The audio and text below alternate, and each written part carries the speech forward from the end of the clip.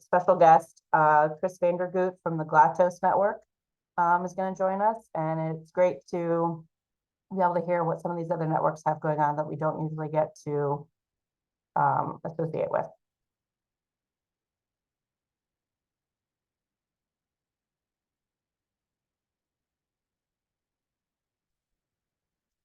So Chris, I'm seeing your slides. Things look good, but I don't hear you.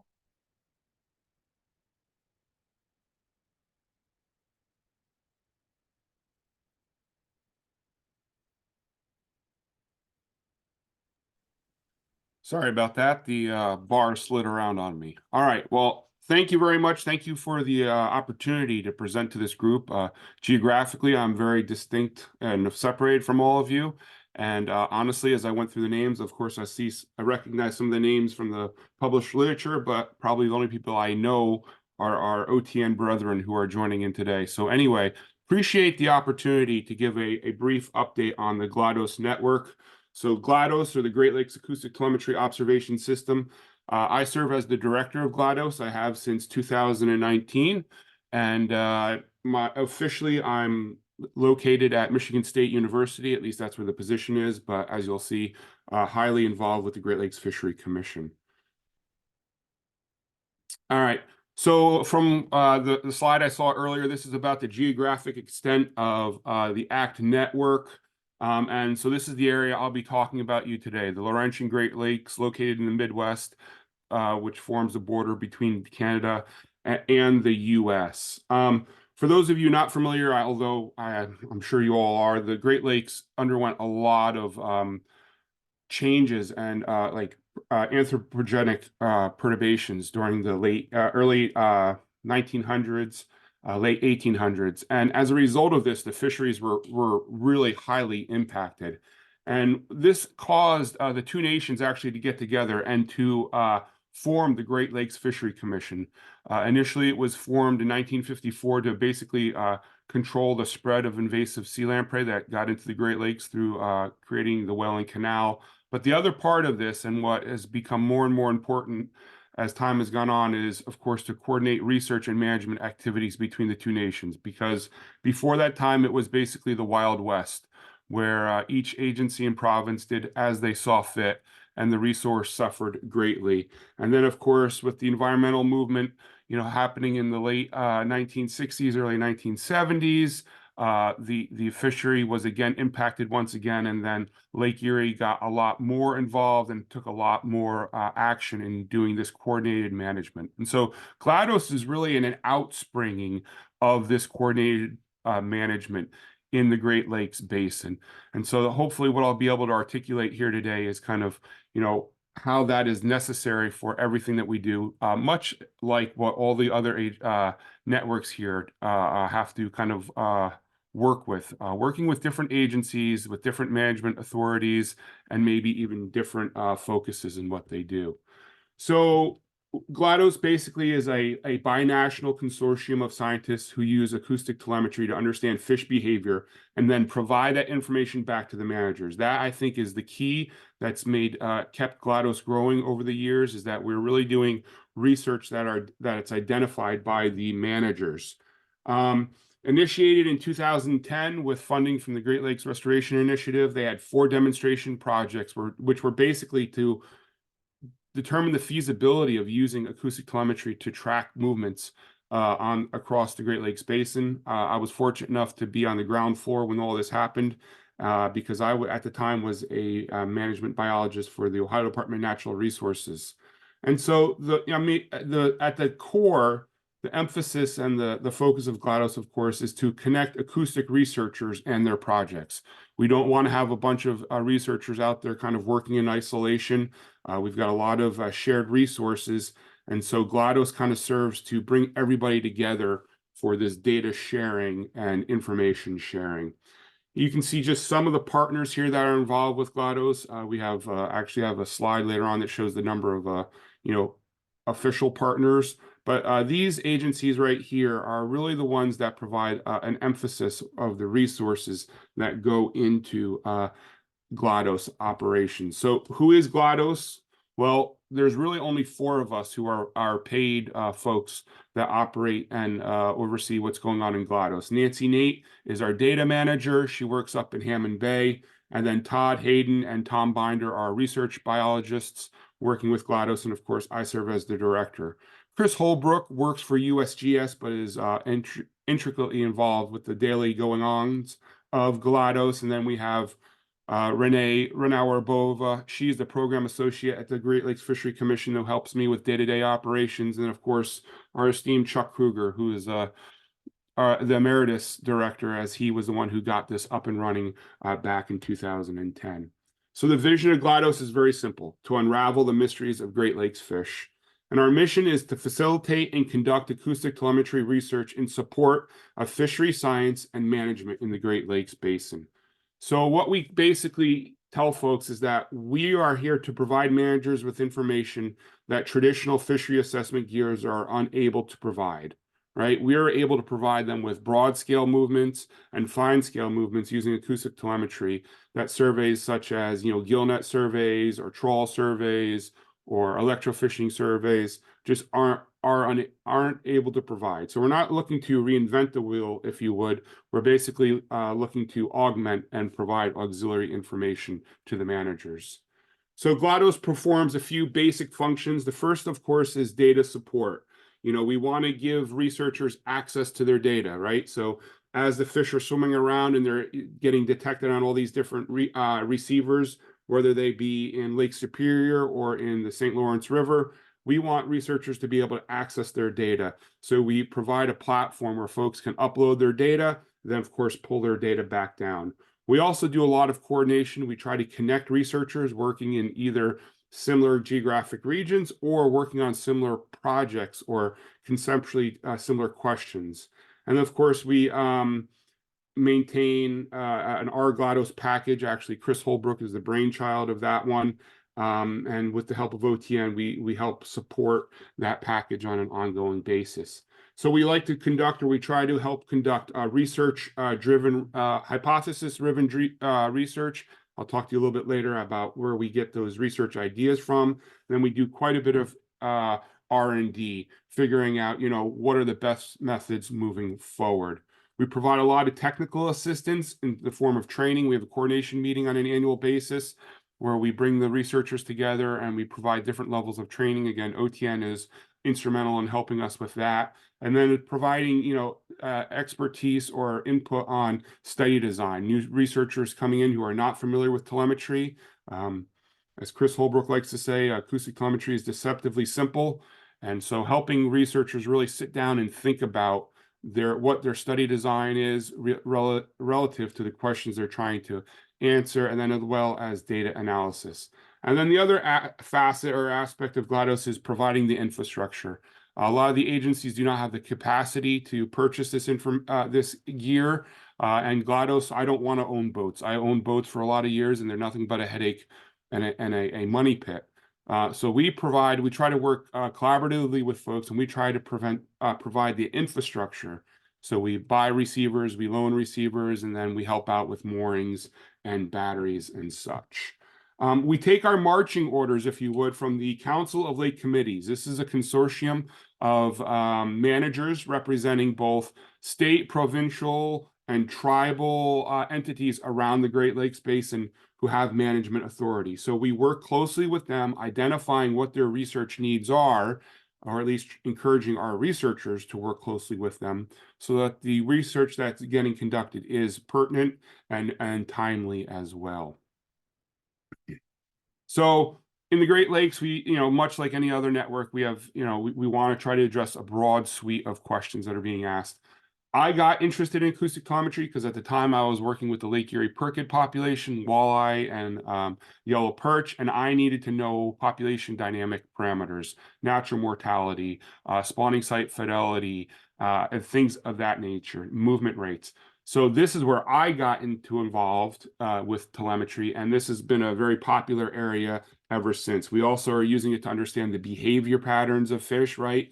We have fish that are moving across interjurisdictional borders between the US and Canada and each of the different states. These are sovereign nations, if you would. And so understanding how these fish move across these boundaries is very important. And then we're looking at the ecology of fish. So not only are we looking at the ecology of native fish species, but a lot of work has been done with invasives, such as grass carp, sea lamprey, and then tench. So a variety of uses for telemetry in the Great Lakes Basin. Our data policy, this has been the same data policy we adopted from the beginning, and it's pretty straightforward and simple that each principal investigator determines who can access their project's detailed biological tagging data and subsequent detections of those tagged fish, consistent with their own agency or funding source policy. So to facilitate collaboration and planning, receiver locations and dates of operation are available to all members. Non-members do not have access to the data. So this is what we have been rolling with since day one. So basically the bottom line is GLaDOS owns no data. Only data I own as an individual are the projects that I am the PI on. As GLaDOS director, I do not open your data. I do not share your data. I try to connect researchers, and that's what we try to do. But when it comes to data ownership, that relies with each individual PI and the policy of their own agency. So as I mentioned before, GLaDOS started back in 2010, and this is a map of the receiver locations in 2012 after a few of these, the 4 initial projects got set up, and this is what the receiver network looks like today. A variety of, some lakes are fully covered with receivers, and then others are just basically focused in areas of interest. And so real quickly, here's an animation of how the GLaDOS network has evolved. It's now playing. Here we go. How the GLaDOS network has evolved through time. Again, basically starting out in 2010 in a few distinct areas. And then as the capability of this technology was demonstrated, the use of it grew across the basins. And so today, 3 of the 4 Great Lakes, we would say we have quote unquote wired, where we have grids out throughout the lake that's capable of observing fish moving back and forth. Of course, a lot of these receivers are spread very far apart, and so when you're trying to track small fish, not very effective, but very good for the highly migratory fish that are moving around quite a bit. Real briefly, a synopsis of some of the where we are as a network. So in 2023 we had 183 active total projects through time. We had close to 4,000 fish released in 2023, and we're up to about 3,300 active deployments or active deployment stations throughout the Great Lakes Basin. The data has become more and more an issue every year, especially since researchers are starting to use a lot of these HR tags. So that is becoming certainly something that we need to consider and figure out how to handle all that data. We have approximately 517 members, or we've had that many members through time, representing 119 different unique organizations. So I'm going to just briefly sail through the next few slides. So like other networks, we're looking to use this telemetry information to identify, critical areas for fish. This is where we're trying to identify lake trout where they're spawning in Lake Erie. Then after we got the, just a general idea of where they were, we put a fine scale system in, and we're actually locating where the exact reefs were. We're doing a lot of work now with evaluating the stocking success. As the transmitters have gotten smaller and smaller, particularly with the predation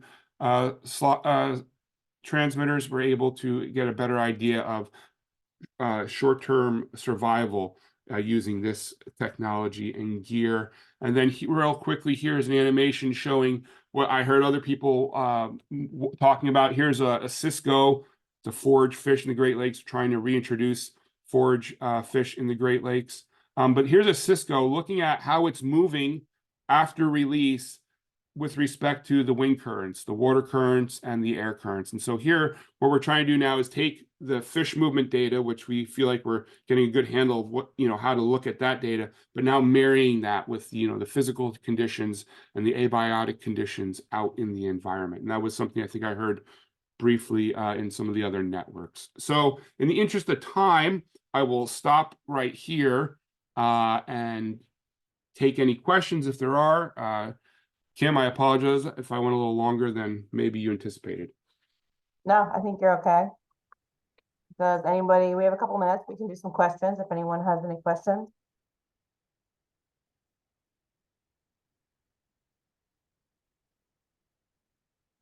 It's really great to see the growth and the expansion and how some of those lakes, it would hard to be a fish in the lake and not actually be detected for some of them. Yeah, so that was the whole the thought is, these fish are making large scale movements, and being able to document that and to show that through time and space is really important to the managers. And so that's how the network has changed through time, from going from individual projects to do more providing the infrastructure for multiple projects to capitalize on simultaneously. Yeah, that's great.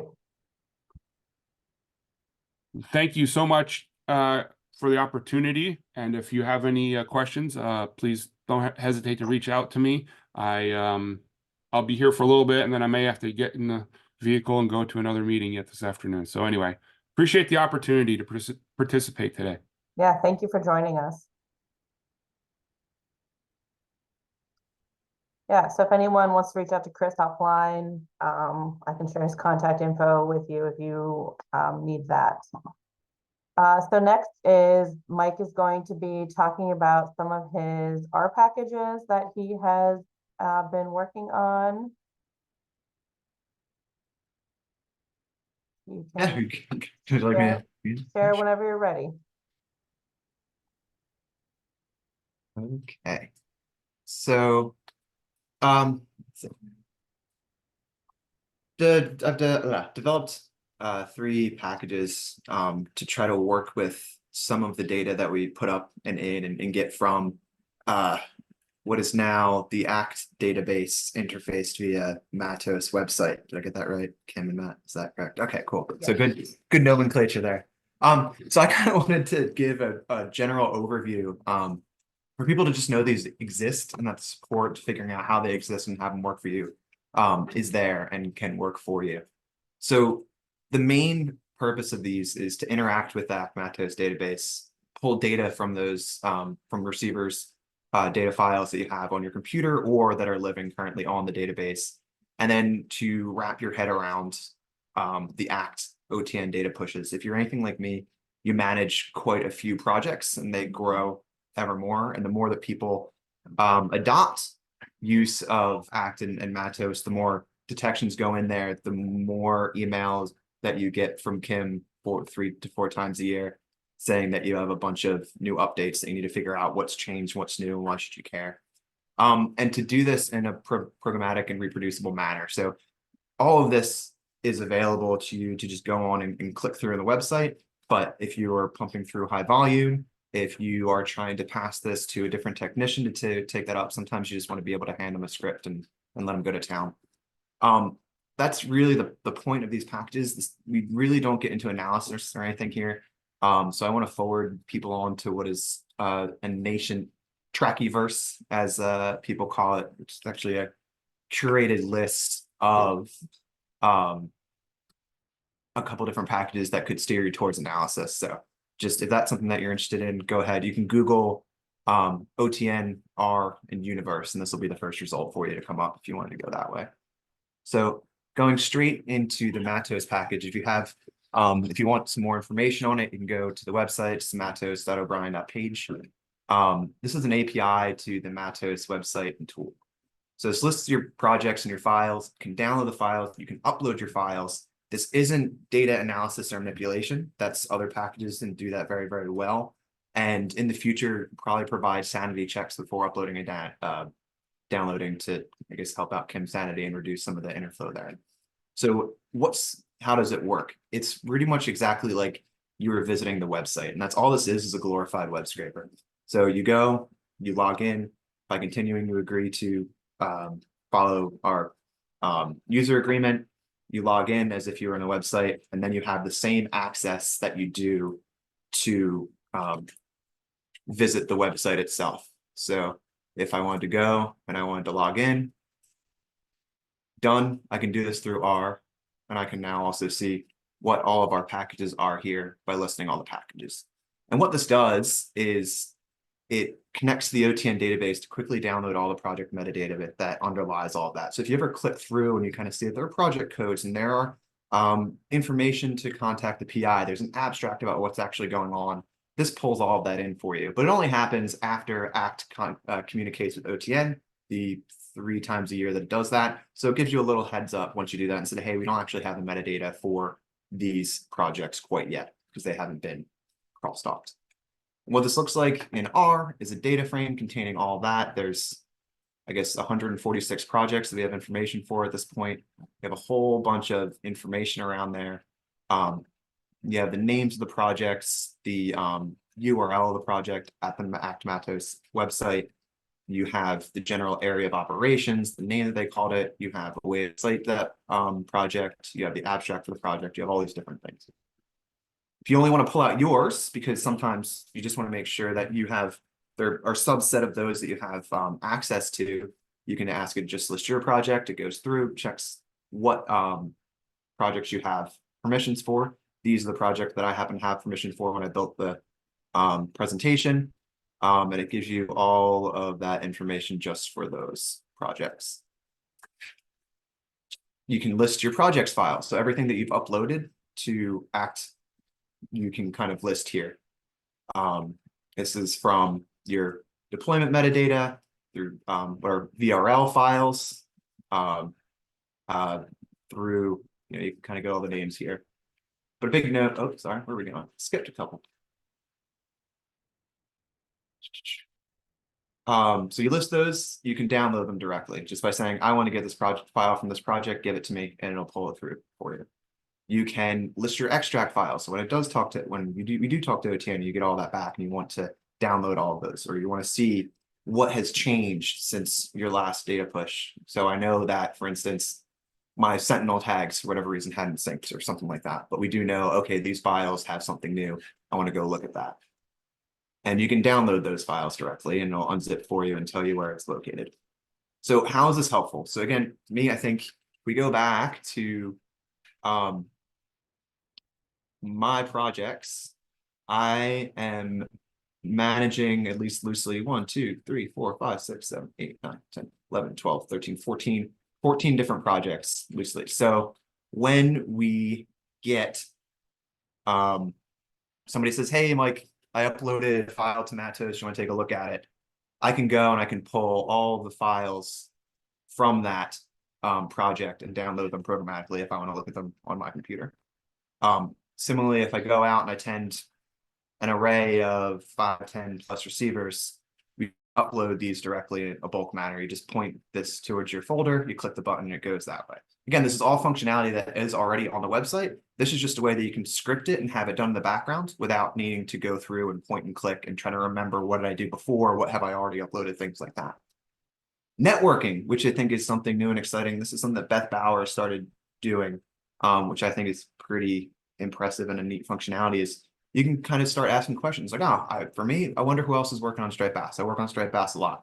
So now you can just do a search through all the project's abstracts and say, okay, here are all the other projects that are working on Striped Bass, if I was curious about that. I wouldn't have known that Monmouth University Coastal Fishery Study was looking at Striped Bass. Maybe now we can start to put that networking back into this ACT network, being able to quickly filter through and say, what's going on here with all these different projects.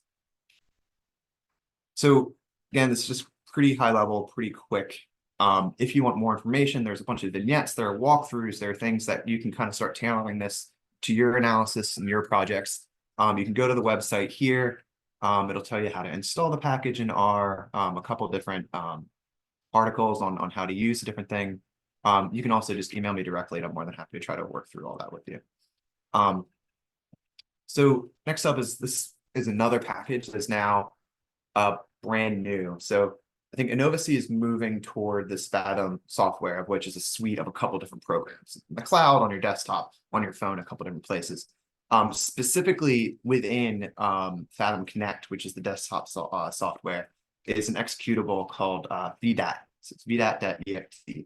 This allows you, through the command line, to go in and see information about your receiver files. So your detections, it's basically the same thing. If you open up View and you click through, it's all those clicks. The command line can be pretty intimidating. I find R to be a little bit less intimidating, so I try to write a wrapper around that. So I'm going to give you an idea of what that wrapper can do. So big note, this package just talks to this executable file. It doesn't do anything else like data manipulation. And in that vein, if you are a GLaToS user, I know we've had workshops on how to use GLaToS. Chris mentioned it, other people have mentioned it. This functionality will be baked into the newest version that is upcoming. So you don't have to change your whole ecosystem. It's just another way to skin the cat.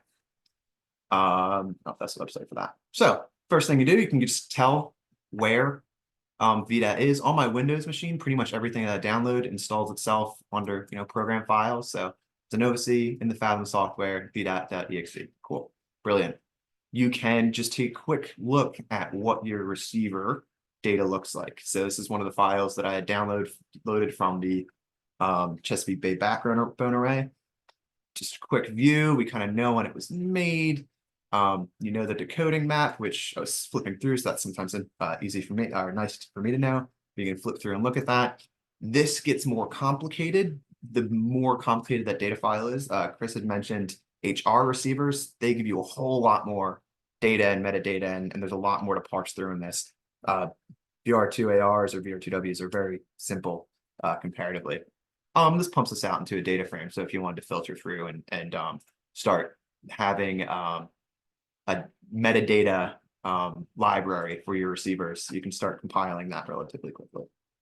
You can convert your VRL to CSV or other files. So this is exactly what you do when you connect your receiver to View software and it hands you a CSV. This is kind of what's going on under that. The nice thing is that it also will split all of your files according to the data type. So temperatures, detections, your clock, depth, things like that, which now makes it easy to, one, you can get a very quick summary of the detections that you had in that receiver. That's just programmatic as well. For instance, you can see this one's probably the internal sync tag. We had 28,000. We had a couple other receivers out there that was listening to. Some of our striped bass we know were through there, a couple sturgeon. Just a really quick summary on what's going on there.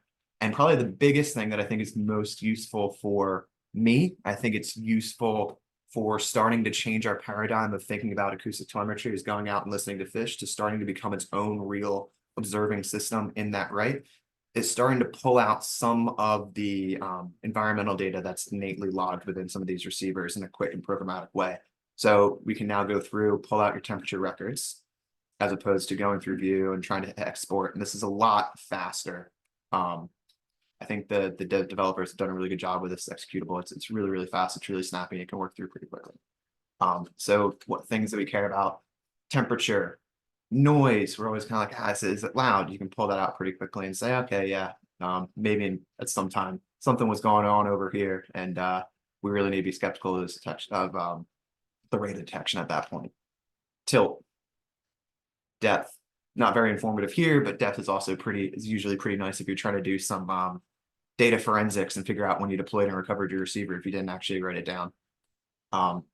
Pings that were logged and the total number of detections. So you can pull these through relatively quickly using that. So again, for more information, I refer you to the website. It's our vdat.o'brien.page. It has a couple articles on how to use it, what the different data structures look like. Yeah, if you have any questions, please contact me or look at that website. And lastly, it's package I called Otiendo, which I thought was a bad pun for Spanish, I understand. But we've had some actual computer people started saying Otiendo because they're thinking about sudo and making it do something you want to do. So I guess it has a double name on that way. And this is specifically to understand the data pushes when you get back. So it's a quick and dirty summary of what is going on, and what might be new. And it's a way for me to try to jump back to what the network that we had before. For all of its strengths and amazing things, including meeting right now, shifting to the kind of larger database and OTN framework of things has removed slightly the nice, sometimes frustrating way to email your peers and say, hey, I got something for you. Oh, I got something over here. How you doing? So you might have never met Jane Doe over in, the corner of New Jersey before, but maybe you've emailed back and forth. At this point, we're starting to get detections in, and they're kind of blind detections. There's a number behind it, and it's like, okay, this is what I have. So I really wanted to get back to say, like, who is gaining this data for me? Who am I giving data to? Can we start a connection there and start to collaborate, as Chris outlined? So what's needed to do this? Really, you just need a project number. So I want to say, okay, well, I want to summarize. In November, we got a data push. We're going to look at the backbone array. It's number 161. Cool. We're going to pump it in there, say, okay, Matos receiver summary 161. And we get something that looks like this. Did my screen switch properly so that you see this thing? Okay, cool. That looks good. So gives you a general gist. So there, when we had this most recent data push, overall, nearly 18,000 detections have been matched, 128 individual fish, 18 projects, 15 different investigators. Here's who heard your fish, the project, the number of detections they had, the individuals. So I want to go and say, thank you, Ian, for detecting my fish and sending them on. We can kind of list the email address that's in there. We can click them and shoot them an email. You can get a general summary of everything that you've heard. Those projects that did hear your fish, what's the overall extent? This isn't necessarily where your fish were heard, or sorry, you were hearing their fish. Sorry. So you were hearing their detections. This isn't necessarily where all those fish are, but this is a general idea where somebody's like, hey, this is where I think that our fish are going to be detected. That's where it is. So it's like, okay, cool. So there's this little line in Chesapeake Bay. We may or may not have fish that are venturing up north of Massachusetts down to Florida. It's cool to see. So where and when were they detected? We can start to see some seasonality of different people's projects to say, hey, this is where we're hearing your fish. Let's talk about what this looks like. You get a visual representation of what your temporal receiver coverage was, which I think is pretty useful to just get an idea snappily of what's going on. And then per site detection, if you have a larger array, the interactive map becomes a little bit nicer to use for me with just 5 or 6 receivers. It's just kind of something that's sugar. This, I copied the wrong file that was broken, but basically this will give you an update and say, okay, since this last data push, what is new? So it'll kind of give you a table similar to before, overall view and where those stations were. And then it gives you a general view of unmatched detections, whether you need to send these on to an overseer or contact somebody and say, okay, well, it just pings on a general high level and say, okay, if you only get one detection, it's probably false. You can toss those out. These are all possibly real. You can kind of start looking into that and see if you need to send some emails out. And temporal distribution there. Okay, cool. So we have overall receiver summary. We want an overall transmitter summary. Basically the same thing. So this is now from one of our previous Bowen project, a bunch of striped bass that were tagged. We got 166,000 detections, 38 fish, great, 45 projects, 35 investigators. Gives you a summary of how many detections and individuals were detected by each project, again, with links to shoot them an email to say, thank you, or would you like to think about combining forces here?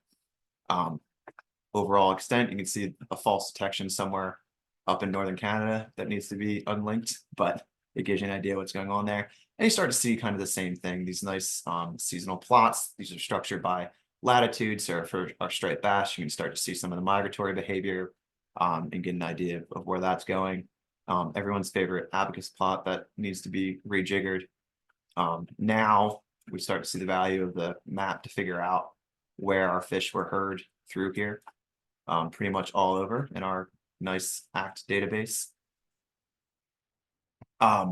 This is quick and dirty. It's not to be it's not reliable, but just based off of the last time the transmitter was heard, you can get an idea of, okay, how many transmitters are actually remaining in the system. If I haven't heard a transmitter for a while, it might be gone, which is not a fully legitimate assumption if you're doing analysis, but on a quick and dirty sense, it helps. This is what the other one should have shown. So since the previous data push, which was in June 2023, we got 49,000 more detections. Sorry, 49,000 more detections, which is pretty fun. That something either has been added or changed or updated. And we can start to see who provided those and what projects provided those. Similarly, we get a summary per station.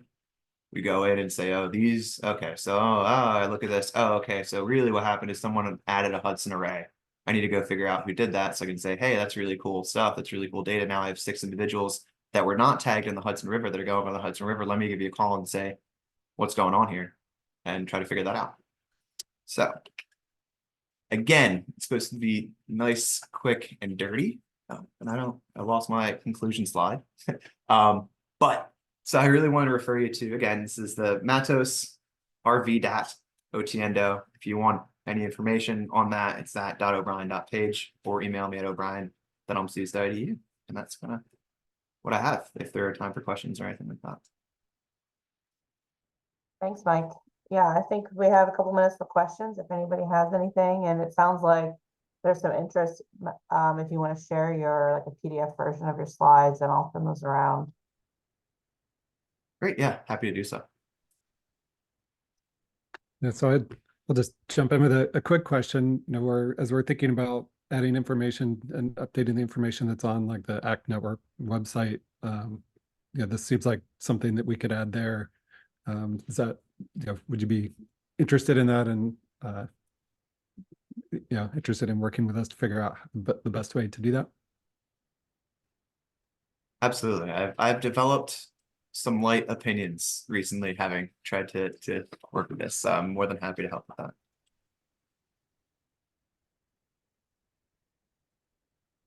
Go ahead, Beth.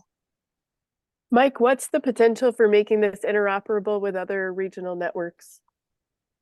So the Matos, not at all, just because it's built specifically around the Matos framework. Our VDAT, it's kind of the same thing. You just download your files and pull it in and grab the data that you want from it. Otiendo is specifically built to allow other networks to be able to access those things, because really all it's doing is it's accessing the OTN geo server, which is pretty snappy, provides a lot of information, and matches that along with the detections that you have. So if you are from another network and you have those qualified, unqualified, and your kind of deployment metadata, you can put it in there and it will do the same exact thing and work for you. The pardon me, nice thing about Matos is that I made a wrapper that goes and downloads and does all that data for you, the data grabbing for you. But if you're another network and you have data on hand, you can absolutely pump that through and get the same result. Cool, thanks. Yeah, and I'll just add in, like, I know Mike always uploads and downloads data in using his R code. So it doesn't matter to me. Like, I don't even notice it. It comes through just the same as everybody else who's clicking through and, you know, doing things through the website version. So if this is something you wanted to move into, as far as I'm concerned, it comes in the same way. Laura, you had a question? Hi, this is really cool. So I'm going to talk a little later. We have some gliders going out with the Rutgers Cool Lab. And so we've had some gliders deployed with receivers for the past few years, and we haven't really done much with them, but we have some students who are starting to work with it. Most of what we train our students in is Python. From the look of this, I'm guessing it's been a really long time since you were a beginner with R, but I'm wondering if you think this might be easy for someone to pick up if they don't have a lot of time to really put into getting used to a program that they're mostly not going to be using. Sure. So I think it's 100% a fair comment. I think that a lot of the examples that I showed in there used kind of more intense, less beginner friendly R code to wrap it. But the packages themselves were designed to do the underlying work and allow kind of the coding syntax and sugar to be kind of whatever design that you may or may not like. So if I were presenting this to a beginner, I would use probably a lot of in R dplyr stuff because programming in that the syntax is clear, the verbs say exactly what they're going to do, and you can step through an interface with the package. So I took a lot of shortcuts in presenting this, so I apologize to everyone if it's very intimidating. I just wanted to showcase the packages as they were and their functionality as they were, as opposed to put a lot of window dressing on it in terms of other program things. So I think to answer your question, I think that would go to the user to develop, I think, clear code that goes around this. Okay. Thanks. This is really awesome. And I think it could be really useful for a lot of students. Maybe I'll mess around with it a little bit. And I am 100% willing to help with those workflows. I'm philosophically committed to trying to make it as easy as possible to as many people as possible. And I also want to hawk the OTN study halls that take place Thursday, 1 to 3 Eastern, where there are a room of people who are really excited and really want to make it as easy as possible to help develop those kind of workflows in a clear manner to people who might be new. That is awesome. Thank you so much.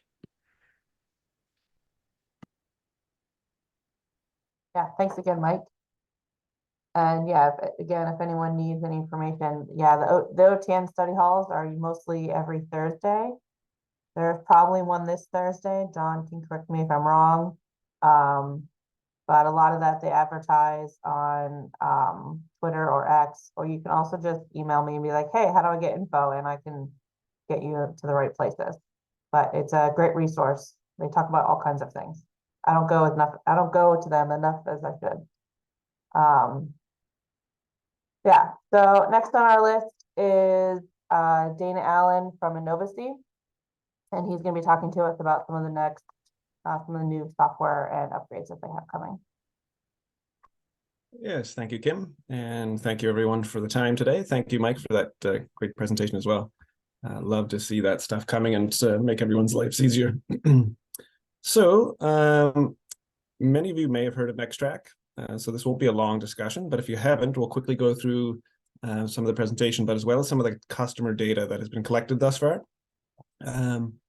which is quite exciting. So I'll share that with you now if I can. Share screen. 1 second.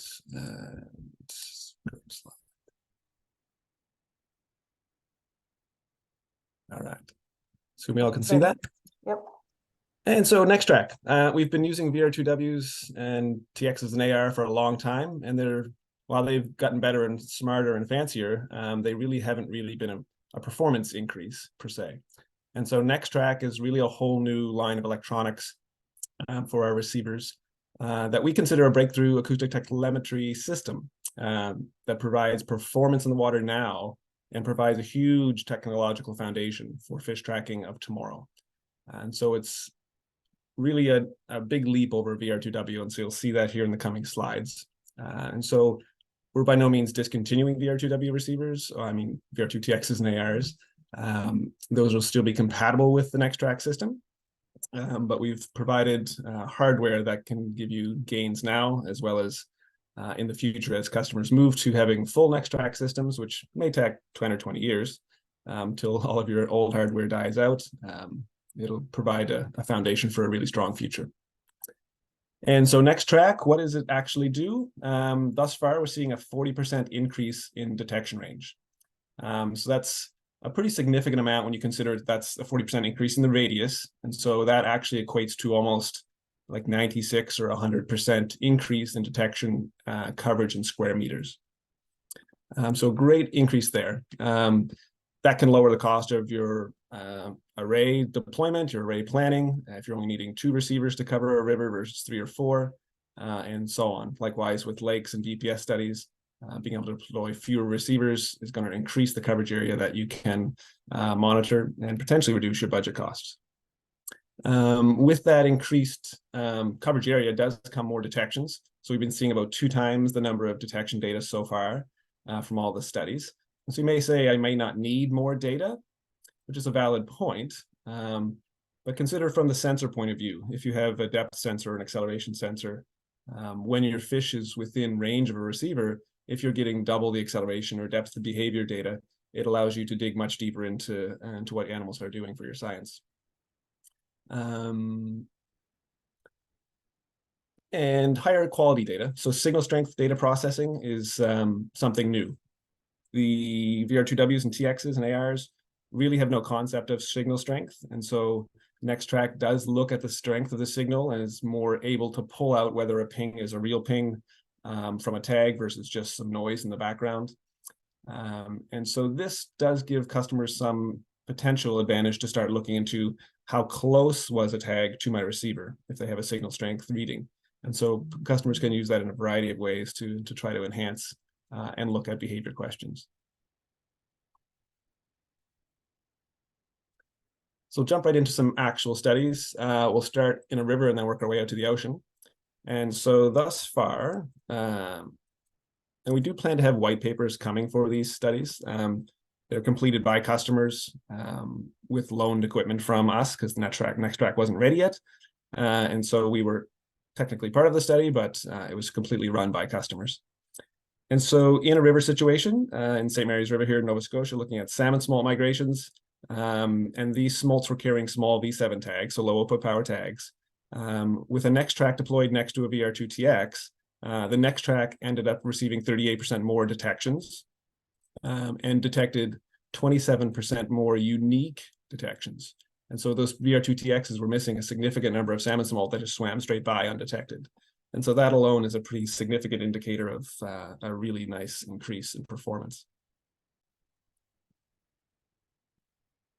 If we move further down into an estuary system, in this study, they had performed drift tests instead of static ranged, or the previous study was live fish, of course. This drifts test, they had tested with a V9 low power, a V9 high power, as well as a V16. And so across all three, we were seeing roughly a 40% increase in detection radius in meters from the tags. And so that can be significant. Another, you may say, I may not need it, but if you consider from a battery life perspective, if you can all of a sudden get a significantly more detection range, you may not need to have your V7s or your V8 tags transmitting it every 30 seconds to ensure you're getting a detection as it passes a gate. And so if you can bump out your transmission delays a bit while still having really good detection coverage, you potentially then can get those small tags to last longer, have more, getting animals moving further out into the bay or moving up and down the coast where you might have previously not been able to do that due to the limit in the battery life. So that was also really exciting. And those ranges were sort of cut off at the 50% detection probability, which is sort of a general safe rule of thumb when describing detection range. In Sydney Harbor, so now we're out facing open ocean in a rough, noisy environment where we have a fair amount of shipping traffic, a fair amount of swell hitting the shorelines. And so the NextTrack ended up hearing 158% more detections. We saw, again, 38% increase in range in the radius. And again, uniquely, we heard 16% more unique animals that the VR2AR has never even decoded. And so that's quite interesting and exciting to know. Most likely they were just swimming by the coast and maybe didn't enter the harbor, but it does make you question whether the VR2AR array, while there's 4 receivers there, were some animals actually entering the bay completely undetected. So again, a really nice performance. The very short video here that I'll start playing. Throughout this is a 90-day range test, so quite long. And so right about there, you'll see that a rather large storm event came through with high seas. And so the VR2AR detection range had dropped to the point of being what you would consider a leaky gate, while NextTrack was able to still perform fairly well, even under really high noise and high sea conditions. During this test, I believe there was 4 reference tags deployed at all times at various distance to create multiple distance measurements to create those sort of estimated bubble chart that you're seeing there in front of you. Oops, hitting that button made it play again. Okay, go ahead. And then, so while that might have seemed like a noisy environment, the next test was performed in the Minas Passage, which is here in the Bay of Fundy, which has the highest tides in the world and a really a large amount of water movement, very turbid. And so we performed a drift test in the worst possible conditions in the ocean almost, where the noise on the VR2TX and NexTrack was coming in up over 800 millivolts or 900 millivolts. If you showed me that noise chart, I'd say, well, you're probably not going to get much range with a V16. You might get 100, maybe 200 meters range on a VR2W. And so what we actually saw, the drift tracks there are displayed. The light blue is NexTrack. The really dark blue is, or teal, is the VR2TX performance. And so as you can see, VR2TX really stopped being detected around the 200 meter bubble circle. And got a few sparse detections out to 300 meters. But NexTrack really performed quite well, to almost 400 meters, and picking up sparse detections at 500 meter coverage. So pretty significant improvement under really, really poor conditions. And so the drift tests, NexTrack provided 137% more detections. But interestingly enough, instead of getting the typical 30, almost 40% increase in detection range, under really noisy conditions, NexTrack actually performed 53% better in range. And so that starts to become very significant when you're trying to deploy receivers in noisy rivers or near hydro dams. Can still be tricky, of course, because of the noise. We haven't deployed any of these in super, super high noise, but Bay of Fundy would be close to a hydro turbine. It's just hydro can generate noise at different frequencies. And so it's still to be determined whether you'd want to probably not deploy an NexTrack near that, and 180 kilohertz receiver would be better, but still very significant. And so how is it really different? It does look exactly like a VR2TX. We managed to fit it in the same case. The major difference between the two would be that NexTrack is more of a digital receiver, and it requires 2 of the D-cell batteries that you would currently use to get more than a year's life. It would provide 13 months of battery life with 2 of the D-cells. So it's good in that you don't have to source a new custom type of battery. You can continue to source the D-cells from wherever you normally do. It just will require 2 per receiver. So a slight increase in maintenance costs there. The deployment depth has been tested down deeper. And so instead of 500 meters being the max depth, it is rated to 750 meters. Not that many people deploy that deep, but some do in the Arctic. And just through the nature of technology growth, we're going from probably 1 million detections in receivers to 5 million. No one will really ever fill that, but the capacity is there, and it sort of future-proofs the receiver as well if we change coding schemes that more data could be sent over time. And as with the VR2TX, we have programmable sync tags, logging of noise, tilt, and temperature, and as well as the new signal strength is different. And we are logging the temperature, tilt, and noise more quickly. You're previously limited to 1 hour on the old receivers. The new one is 10 minutes, so can go much quicker. And it decodes everything that's currently in the water. It essentially operates on the Generation 2 code map, which is the same as all of your VR2Ws. It works with Fathom software, not View. So we are transitioning away from View, which then opens up the door to Fathom Mobile, as you can see in the screen, opens the door to better data analysis tools online. And you can transpond. It does require transponding with a VR100-300 deck box, which is the orange unit. Unfortunately, the older VR100s in the gray box have just become so old in hardware that updating it to work with NexTrack just isn't really feasible.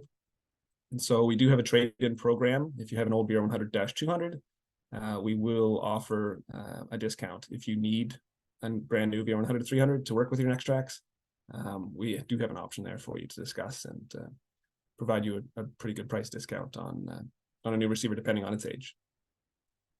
Any quick questions on NexTrack before proceed on to the next part of this presentation.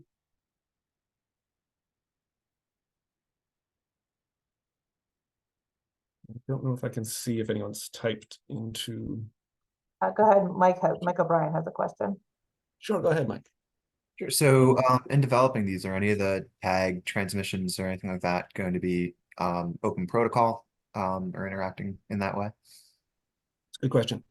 And so part of Generation 2 code map is new Inova-C ID codings, because we are running low on some of our existing unique ID coding schemes. And, they were developed 15 years ago. And so we do have new ID codes coming that are better in quite a few ways. And so one would be fewer pings. Some of the new transmitter codes will be selling in the coming year. Transmit one fewer ping per transmission. So instead of a sensor tag transmitting 10 pings, it'll transmit 9. And so you improve battery life, you reduce chances of collisions, and we have then more unique IDs that are globally available, as well as pinger IDs. Likewise, for pinger tags, we also will have shorter pings for the regular coded fish tags. So there is an improvement there. And as everyone updates their receivers, VR2Ws, and TXs to the Generation 2 code map, in time, it will be then at some point safe to start selling new ID codes once everyone's there, but it often takes a year or more for everyone to get the receivers updated. And so NextTrack continues to code old ID codes. On Open Protocol, currently, no, it wouldn't be supported in North America. Open Protocol really is intended for use in some European countries where it's sort of mandated based on funding agencies that they receive quotes from multiple organizations. And so it would really not be in the best interest of scientists in North America currently to consider bringing Open Protocol across. It just opens up a lot of complications, a lot of problems. And ETN's data, the ETN European Network data policies are much different than GLaDOS. Your data must be public. It must be open to everyone, so people can look up and see what species you're tagging. Even if you're not a scientist, you can join and go in and access everyone's data from the get-go. And so it's a very different thing, which a lot of US and North American government agencies and universities wouldn't even allow you to participate at that level. So it's not coming to North America is the short answer currently. Yeah. Thanks, Dana. We'll take one more question from Jake. Sure. Yeah, so you said there's a trade-in program for the VR100s. Is there a similar trade-in if you wanted to upgrade, say, from a VR2W or TX up to the NextTrack? We debated that, but because it's so different, the head is different. Only the lower case, I think, is the same. And so because there's two D-cell batteries, the whole interior hardware is completely different. The board is, where the electronics would normally fit, there's now two D-cell batteries instead of one. And so basically there's nothing wrong with your VR2W. Even if you have a VR2W that's 15 years old, you can update it to Generation 2. You can use it with Fathom Mobile. You decode ID codes for the next 10 to 20 years. And so there's absolutely nothing wrong with a really old VR2W. And so currently, and there's nothing wrong with buying new NextTracks and mixing them in with your current array. You may want to choose where you deploy it. So deploy it in the high noise area or deploy it in the areas where you anticipate more congestion with a lot of tagged animals present at once. So currently there is no trade-in plan there because there's nothing we can do to convert one to the other. It would literally be just throwing a good working receiver in the garbage and giving you a small discount. And so it doesn't really seem to be in your best interest to use your money in that way, from our opinion. But that's the current plan. There is no conversion path. Okay, thank you. Right, I'll hop along because there's one more slide technically that's part of this NextTrack discussion. If I can get it to flip ahead. So what's to come? View is going away. Within the first quarter of this year, you'll be able to start using View and initializing it within Fathom software, which will be nice and get everyone on that VDAT format that Mike talked about. You currently can do that now. You can upload your VRL files to Fathom Central online, and then click to export it in BDAT format. I believe, maybe I'm wrong. I think you can. I better not quote that. But it's all coming soon so that you can convert and be using one file format going forward. And even once we do that, when you're in Fathom, you can export as an old VRL if in that format, if you're really needing it for your data analysis and just want to finish up your current study. So it won't really break you or cause you too much grief once we sort of make that transition. So what's to come? Fewer collisions is one thing. NextTrack is a lot smarter. We're anticipating building in post-processing analysis to be able to unweave collisions. So if you have two tags that do overlap in time, the software in post-processing and the hardware can pull it out and say, yes, with confidence, we know that this collision was actually tag A and B to provide you more data. There'll be, of course, within Fathom, there's one-click data sharing. There's already in place the option to share your study with OTN. Once you have it all in there and you're happy with it, you can one-click upload and share everything in the correct file formats with OTN, and that potentially could happen with Matos in the future as well if it's not already being discussed. There are some more slides. I'm running low on time. I've got 2 minutes, I think. You already know we have a lot of receivers. Of course, currently you maintain ownership of all your data. So when you put data in Fathom, it's still your data. You don't really do anything with it or share it publicly, or if someone contacts for ID codes, we don't disclose who owns it. That's really up to networks like GLaDOS and ACT, how they want to handle that. We won't watch the NextTrack video. If you haven't tried the Fathom mobile app, it really does work quite well. You can initialize your receivers now, as well as offload the receiver files. As soon as you offload it, if you're connected to a cell network at the time, if you're within cell coverage, it will immediately upload that file to your Fathom server. And then you can just easily go online and it's there, it's safe, and you don't have to worry about field techs losing it or worrying about them messing up the serial numbers because it's automatically recorded. The GPS is automatically recorded as where that file came from. And so it makes your life a lot easier and a lot cleaner, as well as recording which fish you can tag fish and use your ID code information is already basically in the cloud, knowing which ID code it was and what programming, and so you can link that to your specific fish that you're tagging, as well as you're on the water. Fathom has grown a lot over the past few years, despite not all of the receivers functioning with the Fathom Connect, but Fathom Central, you can pull in your VRL files there as well as VDATs. And so we have now 1.9 billion detections, 950 researchers, as well as a lot of shared workspaces. The one nice thing about shared workspaces is if a customer has a question about data and his detections and whether he's having collision issues or whether he can add more fish, I can quickly say, hey, just copy your workspace, share it with me, send me a link. I can immediately see all of his data without messing up any of the original stuff, do some quick analysis, filter out things, do some charting, look at noise, look at tilt, and quickly say, hey, yes, you can, or there's issues, or give them feedback in real time almost, instead of having to say, send me 10 VRL files and having them not email because the file size is too large. And then me having to open it up and try to, not knowing where they are in 3D space. And so being able to see the array and look at things was super, super helpful from our perspective in offering you support on array design and study performance. It's all free. It continues to be free. Fathom Central is free. Fathom Connect is free. Fathom Mobile is free. The only services that you would still pay for would be if you want to position your fish in 3D instead of paying us.